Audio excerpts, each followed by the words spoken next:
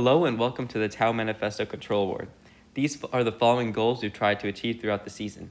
By the end of this video, we'll go through how we implemented these goals in our final product. This is an autonomous path planner that we created to quickly generate code. This planner maps a robot and its movements onto a field by taking user input, recording the movements the user inputs, then from that, figuring out the distances and angles, decomposing it into its parts, and generating code. As you can see, it also maps the robot's movements and past positions, allowing us to communicate our paths to our partners by creating a diagram. This path planner has streamlined the process of writing code from a matter of weeks to just a couple of minutes. It usually runs first time, and the code can just be copied and pasted into our program. It also automatically angles for shooting, accounting for distance, and curvature and RPM. This is a segment of code that you previously saw drawn out in the path planner. The path planner generated the code, and the robot is now executing. The smooth and exact movement you see is a result of proportional control, which includes acceleration and deceleration functions. This allows the robot to be extremely accurate during the autonomous period.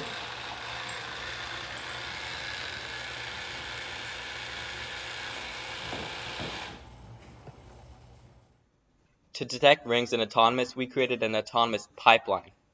This pipeline starts with a normal picture, as you can see on the left, and then converts it to a bitmap, which is an array of pixels, each with a BGR of blue, green, red value. However, BGR represents light as a combination of the three values, and therefore it is very hard to threshold these pixels for all light conditions. Therefore, our second step in the pipeline is to convert to HSV, hue saturation value. This is commonly used in vision because the value in saturation, the value accounts for light and the saturation accounts for saturation, and it isolates these variables. Therefore, by thresholding for all values of these variables, we were able to account for all light settings. The next step in our pipeline is thresholding, which runs each individual pixel through a threshold. Now for this threshold, we focus on the hue, which is the color of the ring, minus the value in saturation. Therefore, by focusing on the hue of orange, we were able to detect rings fairly consistently. After running through the threshold, our program converted each individual pixel to a binary value of 0 or 1, as you can see on the right. This binary picture highlighted all pixels of the ring that were detected in white. Then by counting the binary pixels, we were able to figure out what type of ring we had. We created a control loop state machine.